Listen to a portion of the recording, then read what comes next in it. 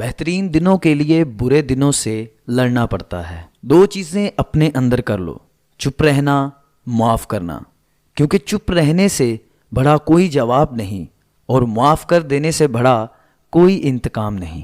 بد اخلاق انسان کی مثال اس ٹوٹے ہوئے گھڑے کی طرح ہے جو قابل استعمال نہیں رہتا۔ زخم کھا کر بھی مسکرانا اور ناخوش ہوتے ہوئے بھی خوش رہنا، دراصل یہی ہماری اصل طاقت ہوتی ہے۔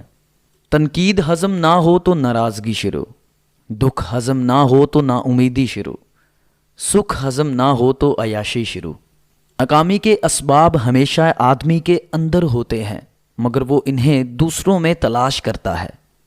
کوئی بھی چیز اتنی مضبوط نہیں ہوتی جتنی خاموشی۔